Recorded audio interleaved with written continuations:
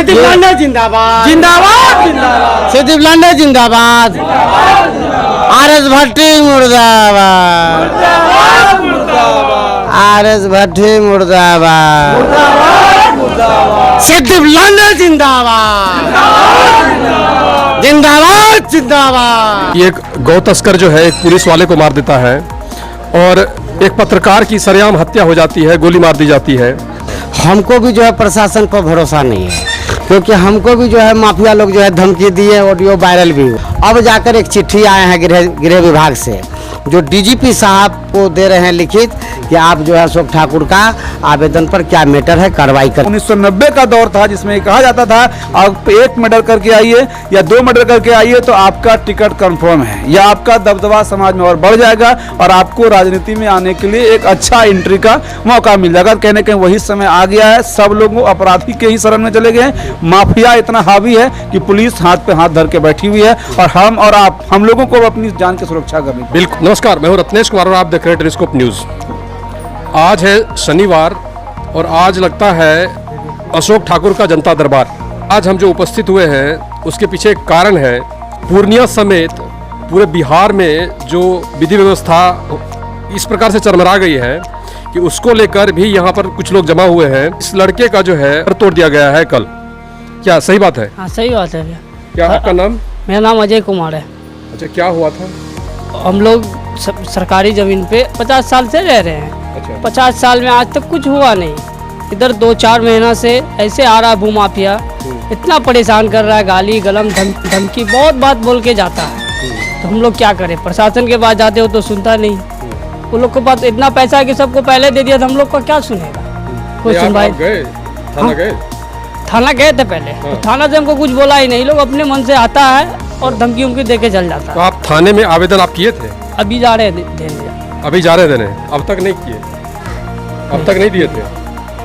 तो पुलिस पर भरोसा नहीं है? नहीं है। नहीं, ये देखिए, ये साफ साफ कह रहे हैं कि पुलिस पर भरोसा नहीं है। और क्यों हो भरोसा? एक गौ तस्कर जो है एक पुलिस वाले को मार देता है और एक पत्रकार की सरेआम हत्या हो जाती है, गोली मार दी जाती है। उस लड़के को पुलिस पर भरोसा नहीं है। क्या कहेंगे इस पर?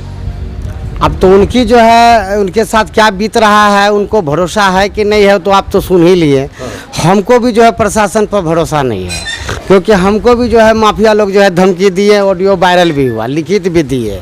और माफिया का यहाँ इतना गुंडा राज है, माफियाओं का राज है, जो हमको किसी प्रकार का न कार्रवाई किए, न सुरक्षा दिए, न हमसे पूछने आए हैं। अभी तक 2.5-3 महीना हो गया मैं लिखित दिया हूँ।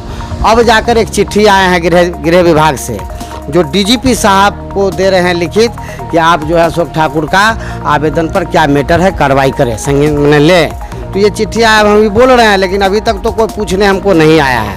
अब ये रोते रोते कल आए हैं कि हमको जो है घर तोड़ दिया, ये कर दिया। तो हमारे यहाँ तो बहुत प्रकार के आदमी आते हैं, हम सुनते हैं। और ऐसे भी हम थाना और एसपी साहब को बोले हुए हैं कि किसी भी गरीब गुरबा के साथ अगर ऐसा बात होता है तो तत्व उस पर देखें। और ये सरकारी ज़मीन में रहते हैं और उसका कागजात कैसे बनाए हैं नहीं बनाए हैं ये तो जांच का विषय है।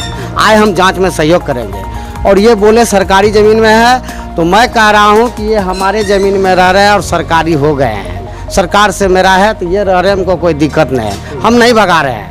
और इसकी अच्छी ढंग से घर बनाएंगे और सभी आदमी समाज के लोग जाकर थाना प्रभारी को बोलकर इसके घर बनवाएंगे।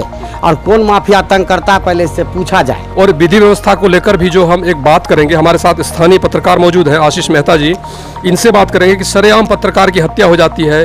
कहीं कोई प्रदर्शन हो रहा होता है लेकिन पत्रकार भी पिट जाते हैं उसमें। राजनीतिक कोई प्रदर्शन हो रहा है, पत्रकार अगर कवर करने जाता है तो वो भी पिट जा रहा है। राजनीति अभी इस प्रकार की हो गई है।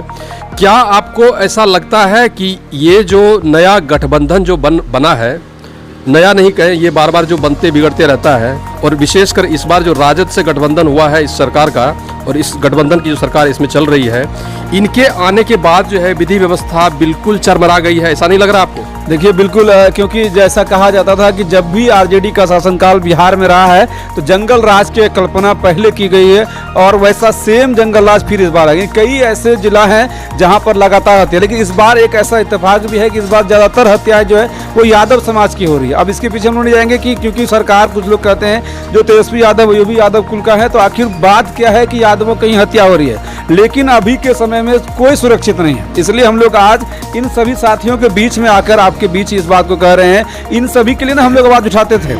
आखिर जो हमारे लोग का भाई है विमल यादव जी, इन्हीं सब मजलूमों के लिए, शोषितों के लिए आवाज़ उठाते थे, अखबारों में लिखते थे, वो भी देश के number 1 media channel Dainik Jagran के लिखते थे। लेकिन आज हमारा समाज को भी लोग टारगेट कर रहे हैं और हमारे पत्रकार को सरेआम गोली मार दी जाती है। यहाँ तक कि जो थाना अध्यक्ष हैं, SHO हैं, उसको नहीं छोड़ा जाता, उसके भी आंख में गोली तक मार दी जाती है। आखिर लोग, ये लोग जितने लोग हैं, ये जाएं तो जाएं किसके पास?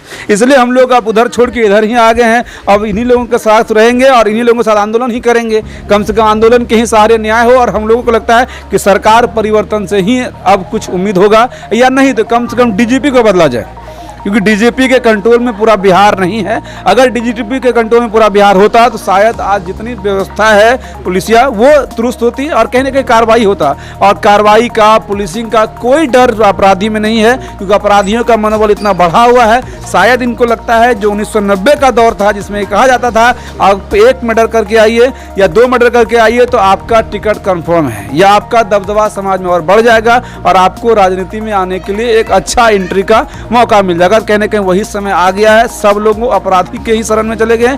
माफिया इतना हावी है कि पुलिस हाथ पे हाथ धर के बैठी हुई है और हम और आप, हम लोगों को अपनी जान की सुरक्षा करनी। बिल्कुल बिल्कुल जो है वो हम अगर सही रिपोर्टिंग करते हैं, वस्तु स्थिति अगर आपको, ज़मीनी हकीकत आपको अगर दिखाएंगे तो हमें धमकी दी जाती है। ये बिल्कुल प्रामाणिक बात है।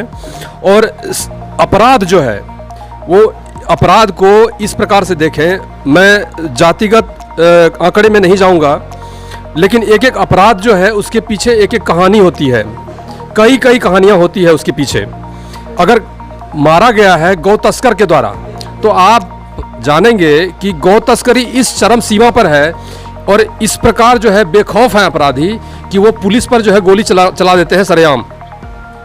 पत्रकार जो स्थानीय मुद्दों को उठाते हैं उन पर गोली चला दी जाती है। और इतने समय बीत जाने के बाद जो है ना तो गिरफ्तारी हुई, ना कहीं कोई एक्शन लिया गया है। तो एक एक अपराध जो है कई कहानियां कहती है। इस बाबत जो है ये अपराध अनेकों प्रकार के हैं। आप जमीन से संबंधित अपराध हैं, आप सच्चाई बता रहे हैं, पत्रकारों के साथ वो आपराधिक एक व्यवहार अलग हो गया। विधि व्यवस्था के खिलाफ ही जो अपराधी खड़े हो गए हैं, किसी प्रकार का कोई जो है रोक टोक नहीं है। राजनीति इस प्रकार की हो गई है। क्या कहेंगे अभी विशेषकर राजनीति के ऊपर, क्या कहेंगे? राजनीति पर अभी विशेष दबदबा है माफियाओं लोगों का, गुंडा लोगों का, क्योंकि हम लोग जो चुनते हैं वोट देकर, उसमें कहीं ना कहीं जो है अपराध में सम्मिलित लोगों को चुन लेते हैं, जिसके कारण हमारे कानून व्यवस्था पर बैठकर वो अपना मनमानी तरीका से चलाते हैं और गरीब गुरबा को न्याय देने के बजाय अन्याय करते हैं। ऐसी सरकार में अगर बैठा हुआ ऐसा लोग है तो आप आम आदमी से निवेदन करते हैं, बिहार की जनता से, कि वैसी आदमी को आप हटाइए और एकदम नया युग का नया चीज़, नया आइटम, डिजिटल टाइप का बिहार बनाकर हमारा जो है सुरक्षा का व्यवस्था दिया जाए। और मैं सरकार से मांग करता हूँ कि आप जो है शिक्षा और सुरक्षा और हमारा जो मान सम्मान इज्जत, इसका आप हम संपत्ति का ठेकेदारी ले लीजिए और बाकी हम लोग संभाल लेंगे, खट के खा लेंगे। ये 3 चीज़ जो आप, स्वास्थ्य और शिक्षा और सुरक्षा, 3 चीज़ को आप सही कर दीजिए। बिल्कुल सही बात इन्होंने कही कि राजनीति जो है एक अलग प्रकार की होनी चाहिए, व्यवस्था बदलनी चाहिए। और व्यवस्था के साथ जो मैं इसमें जोड़ना चाहूँगा वो ये कि सरकार जो हम लोग चुनते हैं वो, उसके पीछे जो हमारी मानसिकता होती है वो बदलनी चाहिए। हम यादव हैं तो यादव को वोट करेंगे, भले वो कितना पढ़ा लिखा है, उसका चरित्र किस प्रकार का है। ब्राह्मण है तो ब्राह्मण को वोट करेंगे, भले वो कितना ही गिरा हुआ अपराधी हो। ये व्यवस्था जब तक नहीं बदलेगी, यहाँ बहुत सारी जनता है हमारे साथ, ये जब तक नहीं समझेंगे, ये वोट डालने वाली जनता, ये जो डिसाइसिव जनता है, निर्णायक जो होते हैं किसी भी चुनाव अभियान में, ये जब तक नहीं समझेंगे मेरे ख्याल से, तब तक जो है ये व्यवस्था इस प्रकार की बनी रहेगी। लोग हमारा आपका शोषण करते रहेंगे, ये इस प्रकार चलता रहेगा। क्या?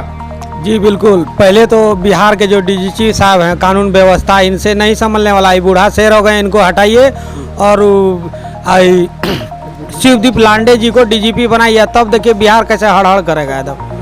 हाँ, सब अपराधी भागेगा एकदम। शिवदीप लांडे जिंदाबाद, जिंदाबाद, जिंदाबाद। शिवदीप लांडे जिंदाबाद, RS भट्टी मुर्दाबाद।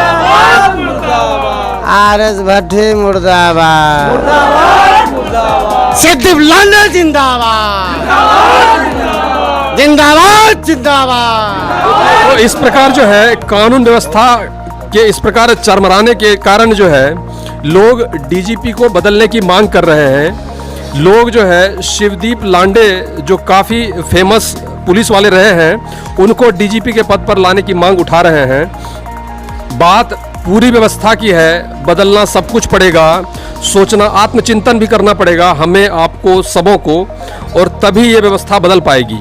हमारे पत्रकार साहब जो है इस विधि व्यवस्था की बात को लेकर, ये कानून व्यवस्था की बात को लेकर, शिवदीप लांडे के नाम पर आप जो देख रहे हैं ना, क्योंकि कई जिला से मांग उठ रहा है, इन लोगों का भी चेहरा पर देखिए, शिवदीप लांडे के नाम पर जोश आ जाता है, और वही आरएस भट्टी के नाम पर वो मतलब विनम्र हो जाते हैं, क्योंकि ऐसा लग रहा है कि वह अब फॉर्म में नहीं है। पुराने शेर थे, पुराना शेर जब थक जाता है तो कहीं ना कहीं अपना पंजा का इस्तेमाल अपना पिछवाड़ा सहलाने में करता है, शिकार करने में नहीं करता है। तो वही हाल इनका हो गया है। माफियाओं के अंदर में या सरकार का दबिश है कि सरकार इनको शायद हाथ खोल के काम करने नहीं दे रही है, लेकिन हम लोगों की या शायद इन लोगों की पूरे जिला की, पूरा बिहार की यही मांग है अब शिवदीप लांडे जैसा अगर डीजीपी बने और वो सरकार के ऊपर काम करें, यानी सरकार के भले अधीन आप रहते हैं अलग चीज़ है, लेकिन कम से कम अपराध में आप सरकार का पूछताछ ना करें। अपने पुलिसिया जो रवैया है, पुलिसिया जो कानून है, पुलिसिया जो सिस्टम है उसको एक्टिवली चलाइए, तो शायद जो है अपराध नियंत्रण होगा। और हम ये भी आपके चैनल के माध्यम से कहेंगे एक बार और, जो है राजवल्लभ जो